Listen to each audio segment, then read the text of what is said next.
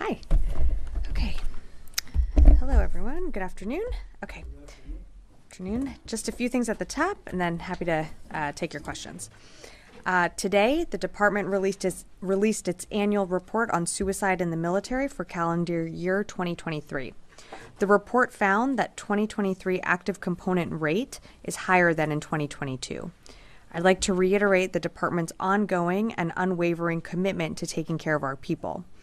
Since his first day in office, the health, safety, and well-being of our military community has been one of Secretary Austin's top priorities. As you've heard him say many times before, we owe it to our service members and our military families to provide the best possible care, to identify risk factors and spot warning signs, and to eliminate stigmas around seeking help. And when it comes to suicide, one loss to suicide is one too many. The department remains focused on long-term, sustained initiatives to prevent suicide. In 2023, Secretary Austin approved a comprehensive campaign plan with 5 lines of effort and enabling tasks to guide and strengthen the department's suicide prevention strategy. The plan includes 83 key enabling actions adopted and modified from the approved Suicide Prevention Response and Independent Review Committee, or the SPIRC, recommendations. Subsequently, the department has been urgently focused on implementing all 83 recommendations and these key reforms.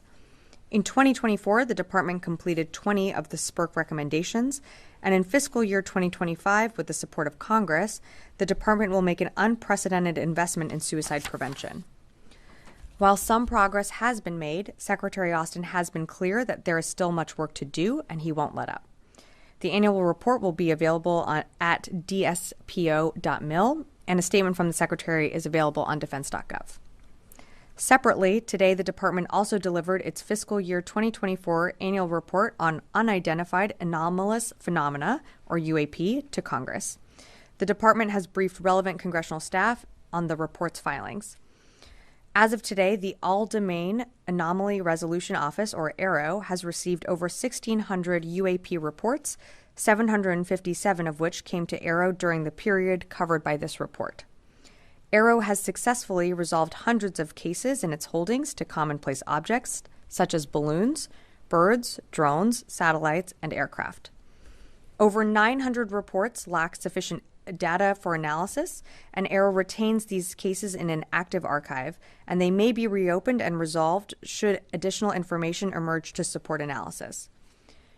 I want to emphasize that only a very small percentage of reports to AARO are potentially anomalous, but these are the cases that require significant time, resources, and focused scientific inquiry by AARO and its partners. It is also important to underscore that to date, the department has discovered no verifiable evidence of extraterrestrial beings, activity, or technology.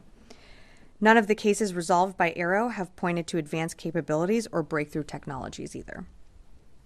Switching gears, let me turn to now the Secretary's schedule. Today, Secretary Austin is hosting senior civilian and military leaders from across the department for the DoD Senior Leaders Conference. This Senior Leaders Conference meets semi-annually to address broad, cross-cutting issues affecting the Office of the Secretary of Defense, the military departments, the combatant commands, and interagency efforts in order to provide advice and assistance to the Secretary on the strategic direction of the department. And finally, tomorrow, Secretary Austin will depart to the Indo-Pacific for his 12th trip to the region as Secretary of Defense. The Secretary will visit Australia, the Philippines, Laos, and Fiji for a series of meetings and official engagements with regional counterparts.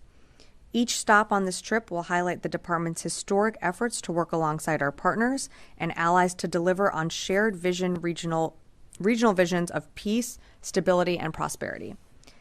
As mentioned, this is the Secretary's 12th visit to the region and continues the long tradition of the Secretary's representation at the ADMM+. In addition, this will be the Secretary's 4th visit to the Philippines, which is the most visits ever by a U.S. Secretary of Defense and signals the incredible progress the U.S. has made in deepening that critical alliance. And finally, this will also be the first ever visit by a U.S. Secretary of Defense to Fiji, demonstrating growing security cooperation between the U.S. and Pacific Islands countries.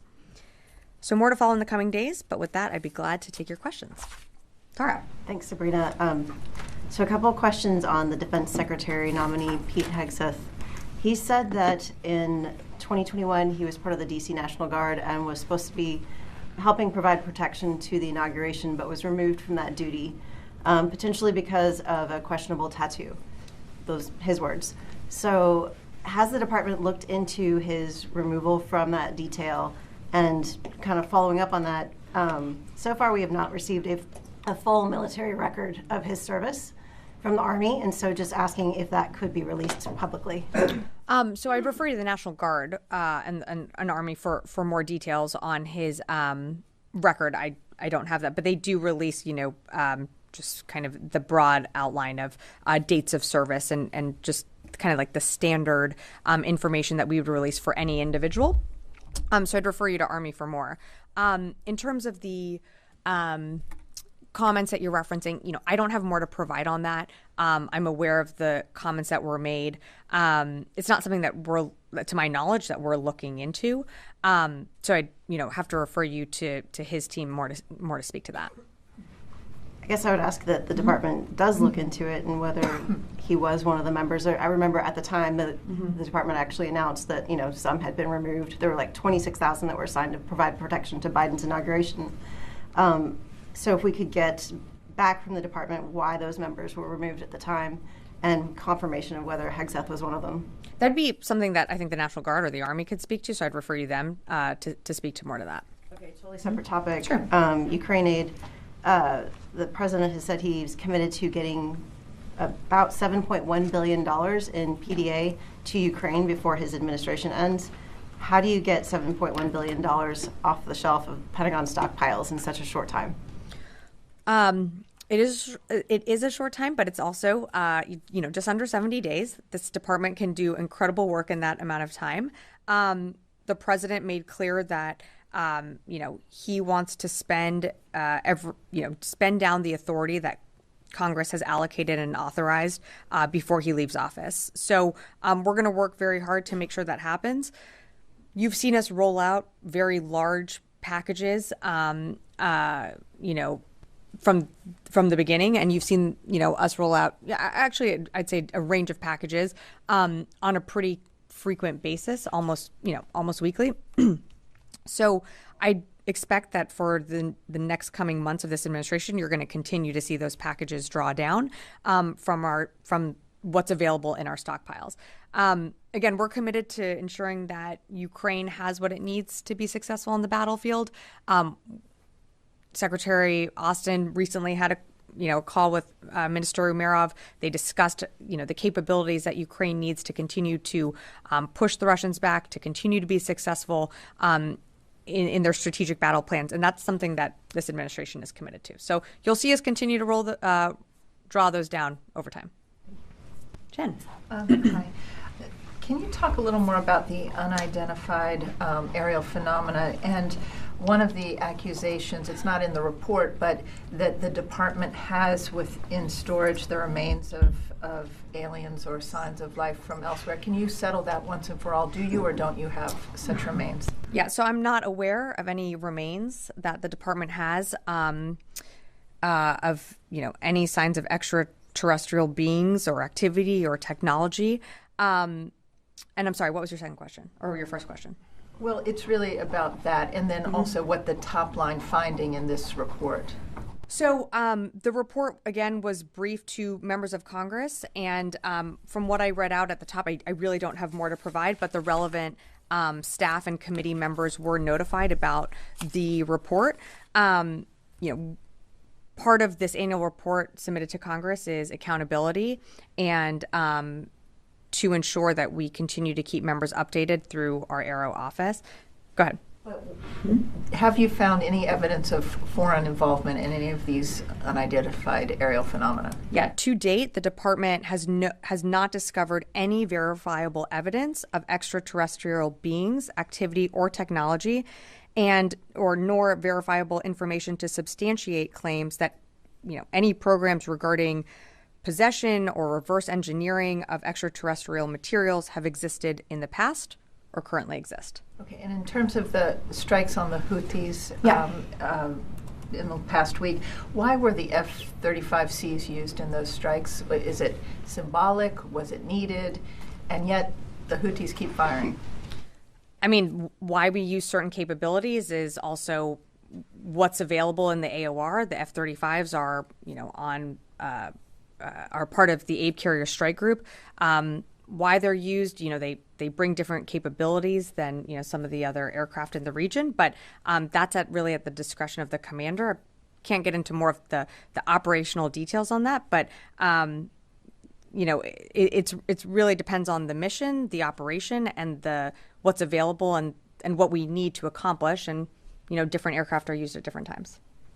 Yeah, Ostam. Thank you. I have a follow-up on Tara asked about Ukrainian assistance to Ukraine. So just the Pentagon. I thought you were going to ask me about UAPs. Yes, maybe later. Okay. Does the Pentagon still plan to use the entire amount that is left by the end of the administration? And do you have enough capabilities on your shelves for that? Yeah. So, don't have much more to vary off of the points that I made to Tara. But as you've heard the president give his commitment that he intends to use the authority that Congress allocated to continue to draw down from our stockpiles and continue to send PDA packages out to Ukraine. That's a commitment that the president has made, and therefore the department continues to honor that commitment by the packages that we send to Ukraine on a pretty weekly, basis. And I'm sorry, your second question. Yeah, do you have enough capabilities for this on your shelves? We're constantly refilling our shelves and our stockpiles. The secretary is not going to allow the department to dip below readiness levels that he doesn't feel comfortable with. So as we continue to refill our own shelves, you're going to see equipment capabilities continue to flow out. And are those capabilities expected to be delivered to Ukraine by the end of, by January 20th, or it might take longer?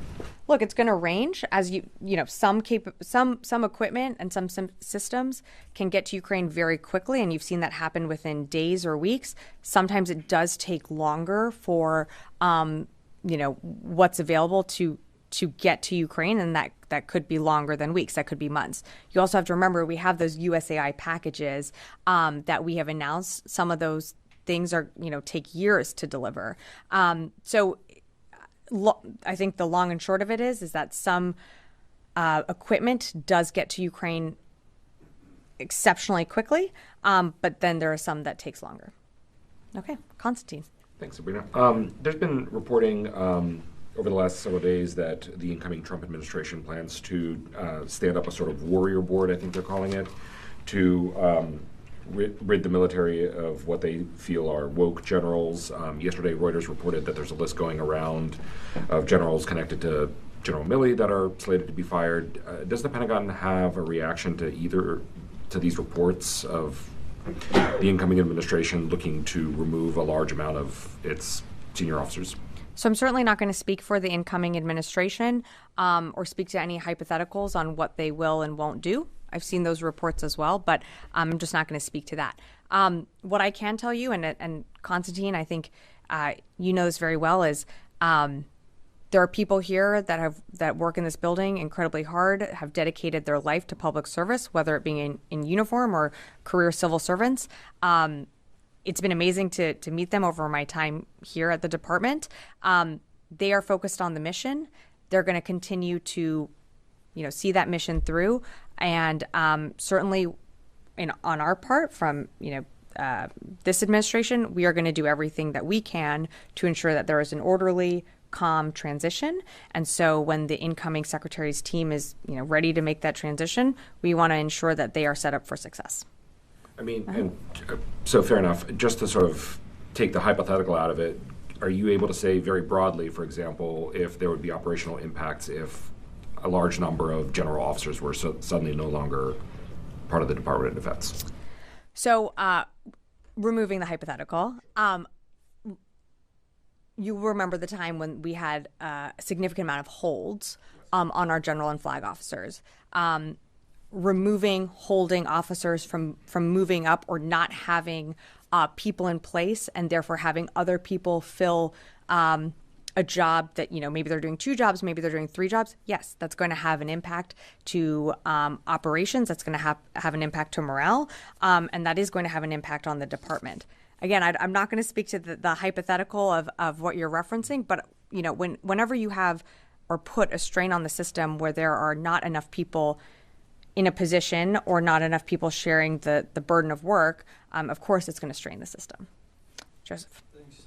To follow up on Jen's question on the Houthis, you mentioned the capabilities that are, she asked why they use the F-35Cs in these particular strikes, and you said what's available in that AOR, but a couple weeks, last month, you used B-2 bombers that were not in that AOR that were sent from here, so how do you, why the discrepancy there? Yeah, no, there's not a discrepancy. It has to do with the type of mission and the type of targets and what would be most effective.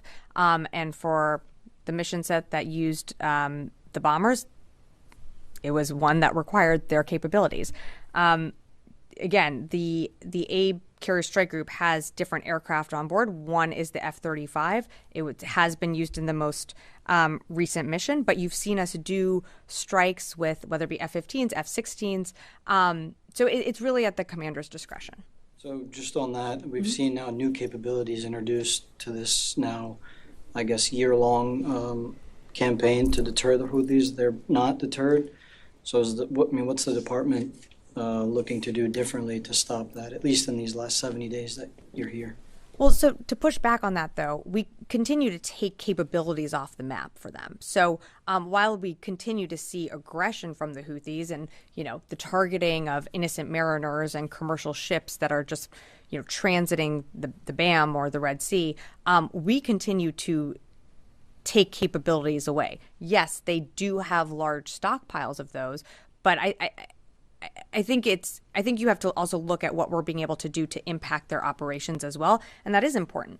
And if we weren't doing what we were doing, you wouldn't see those commercial ships coming through. It would have a larger impact to the economy, a larger impact to world markets. And one of the things that the secretary did was set up Operation Prosperity Guardian to ensure that we can have a safe transit and to really uphold the international rules-based order of freedom of navigation. So very proud of the work that we're continuing to do there on holding, the Houthis responsible. But every single time that we engage, we're taking capabilities away as well. Just one more on Gaza. It's been over 30 days since that letter was sent by Secretaries Blinken and Austin. We heard from the State Department the other day that they're not prepared to do anything, basically to follow through on that letter because the aid the U.S. considers is still far short of what it's asking for, or what needs to be getting into Gaza. Does this department share that assessment? And if not enough aid is getting in, but you guys are also not going to do anything as a consequence or whatever you want to call it, what message does that send to other allies and partners in the world that either messages we're sending we're not following through on what we say we're going to do or otherwise? Well, I don't think, I kind of disagree with some of the premise there. We are, and the president has been clear that we're going to continue to support Israel in their self-defense. They're continuing to get attacked on all sides by a terrorist group like Hamas or Lebanese Hezbollah in the north, and then not to mention, of course, the unprecedented attacks that we've seen from Iran. So, they do have a tough fight, but we've been very clear that not enough has been done in Gaza, and because of the pressure that the United States has put on Israel, we have seen crossings open. We have seen the Erez crossing open. We've seen others. We're seeing more truckloads get in. We're seeing, the Jordan Armed Forces corridor open up. So I don't think it's fair to say that our pressure isn't working. It is. But can more be done? Yeah, absolutely. And over the summer when we did have that maritime corridor put in place, that did help open up the Ashdod crossing, which was something that, didn't exist before the JLOTS mission was there. So,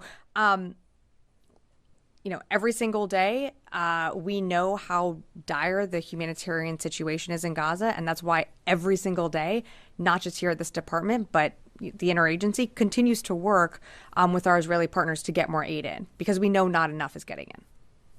Phil. The President-elect Trump's nominee to Defense Secretary has alleged that he was sidelined from this service because of what he said was being labeled as extremist. He was labeled as extremist, he says. I realize that you'd like us to speak to the Army and the National Guard, but I think we've all been trying to get a concrete answer for them. And as a representative from the Office of the Secretary of Defense, I would just hope that you could perhaps help us determine whether or not that assertion that he was sidelined for being an extremist could be verified. I'd have to take a look and certainly can look into that with the Army National Guard. But I'm aware of the reports. But again, this is something that the services would really handle. So I'd have to direct you to them to speak more to his record and also, some of the reporting that I've seen out there. But just to follow Sure. on that, though, we were all here at the time, and we were having briefings about the number of Guard troops that were moving in to protect the Capitol. That there was additional vetting going on, and then we were told that some members were removed. So this was centralized. This wasn't pushed down to the Army. This was very much a Department of Defense effort. Yeah. So as you know, was not here during that time. And we we're going through our own transition as the incoming Biden administration. So look, like I said, happy to work and try and get you more information. This is really something that the services would handle, but I understand that at the time you were asking about this in January 2021. So we'll do our due diligence and try and get back to you. Prompted like a larger extremism review in the department looking at service members. So if we could just revisit what was being looked at and where that review now stands. I realize there was some report that was released. There was released. So I'd refer you to what we released. I don't have the exact dates in front of me, but that's available online, and I think we did briefings on it at that time. But I'd refer you to what we had put out at that time. Yes, in the back. Thank you, Sabrina.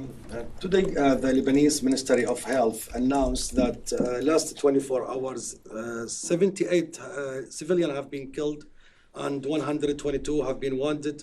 So the total now getting rise to 3,365.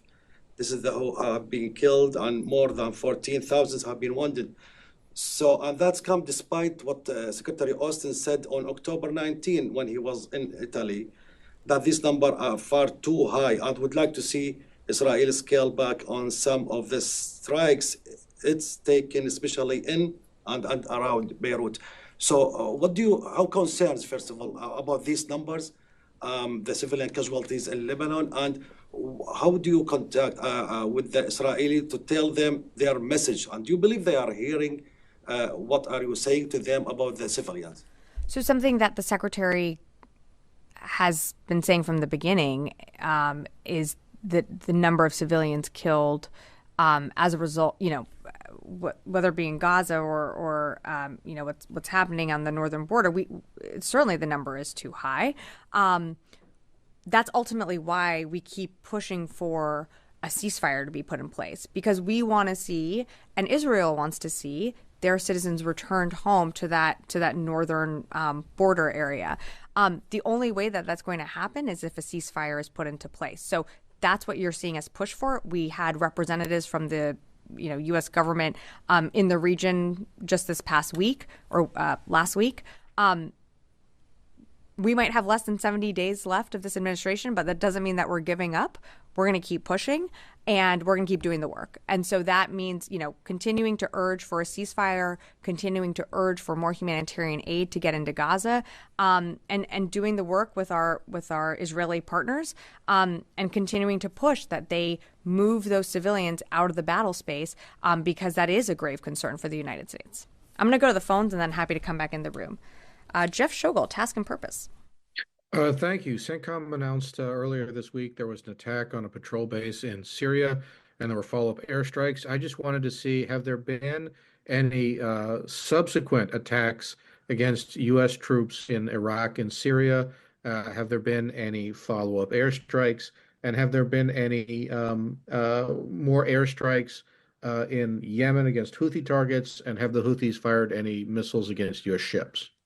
Thanks, Jeff, for the question. So in terms of activity in the CENTCOM AOR, I'm not tracking anything additional from what General Ryder had provided at the briefing on Tuesday. You mentioned some of the attacks that had happened or were directed at U.S. forces. That was over the weekend. Not tracking anything additional as of today.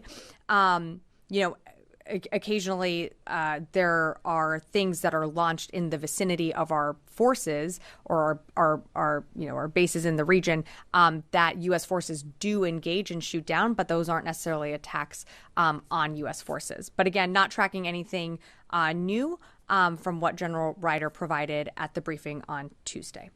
Go to last one here, Jared Zuba. All right, Sabrina, my question has been asked. Thank you. Thank you. Happy to come back in the room. Yes, Brad. Thank you. Just one question. Human Rights Watch released a report today saying that Israel is carrying out war crimes by forcibly displacing the Palestinian people. Do you have a response to that at all? I haven't read the report, so I don't. Okay. Yep. Yeah, thank you. Thanks so much. President-elect previously said that some people who were involved in Afghanistan's evacuation here at the Pentagon need to be fired as soon as he gets to the White House. Is there any ongoing investigation here at the Pentagon regarding Afghanistan's evacuation? There's not. And as you know, or maybe you don't, but we have put out, we have done an investigation, and CENTCOM earlier this year did an additional review of, the evacuation and also what happened at Abbey Gate. I'm not aware of any other investigations or reviews happening at the department at this time, and we were very thorough. We had folks testify on the Hill as well. Congress also did its own review on the withdrawal of Afghanistan. And while I'm not going to comment on the president-elect's comments, we've certainly done a very thorough review process in this building. Quick follow-up on that. So also the incoming Secretary of Defense said that the United States left a bunch of weapons in Afghanistan that Taliban are using right now. And may I ask, what is the overall value of those weapons that were left in Afghanistan from the Pentagon's point of view? So we did a thorough review. I'd encourage you to look online and also go back and look at the testimony that members of this administration did on the Hill. I don't have a dollar figure in front of me right now. I'm going to go to over here. Madam Sabrina, since Secretary will be in the region, going in the region, and also ASEAN and G20 other meetings and summits are going on, and how the military-to-military relations with China today, or how much is China threat to the nations around in Asia Pacific or also in the China Sea? So those nations are depending or were depending on the United States, and what do you think the future, or what message you think Secretary will have for them as far as China's threat in the region? So I think it sends an incredibly powerful message that the Secretary is going to the Indo-Pacific for the 12th time. He's going to the Philippines for his 4th time. That is a partnership that has expanded with, more EDCA sites, a deepening relationship. And I think it shows that the Secretary and this building is still guided by the National Defense Strategy, which identifies China as our pacing challenge. So we're not shying away from that. What's important is that we continue to have mill-to-mill relationships with the PRC and our counterparts. That's something that President Biden committed to with President Xi when they had their meeting in California. Something that we're going to continue to push for in these short 70 days. Yes. Thank you very much, Sabrina. My last 2 questions in this administration. You're not coming back for 70 days? No. Okay. But I do want to thank you, Sabrina. Nobody has given the comment you made off the record about encouragement of journalists. I have never heard such a beautiful comment you made a few weeks ago about journalism. So I do want to come back to both of my colleagues' questions. The Abbey Gate. So I have shared with your colleagues pictures of last 3 decades of my personal news media and family relations in Afghanistan. And I do want to say that while the US troops were there in Afghanistan, I did launch Emirates Airlines, did work for Nestle, MoneyGram, lots of multinational and top advertising agencies in the world. With Abigate, with the last day of withdrawal, when I came out from the hospital, the first question I had asked you was that. Now, today I want to offer, from my side, from the frontier post, and for my teachers who were in the military, 100,000 investigation inquiry that anybody from Pentagon or this podium can support from my side, knowing that region so well. I want to contribute 100,000 just U.S. former military officials there and Pakistani to investigate that last day of the withdrawal. Is that a big demand? So, from a journalist?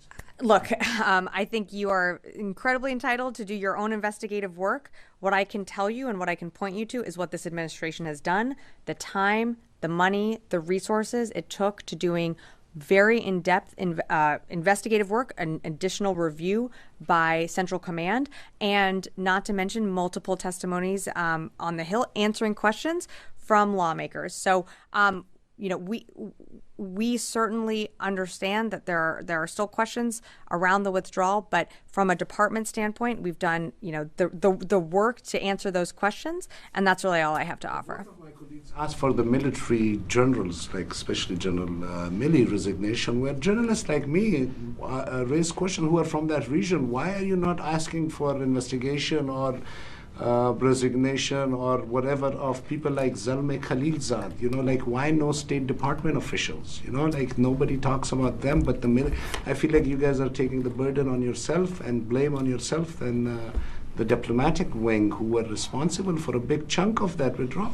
Yeah, so I don't have anything more to add. I'm going to go to Jen. I have a question. Has the transition landing team started here or landed? They have not. They have not. And what's the holdup? Look, I believe that there's still a process that needs to be agreed to and signed. I think it doesn't preclude us from having, of course, conversations. We want to make sure that there is an orderly transition that can work with this building, and we want to make sure that the incoming team has what they need to be successful. But the actual formal paperwork has not, been officially signed yet. When that does, we're committed to an orderly transition process. Started those conversations or not? No, not yet. Yeah. All right. Thanks, everyone.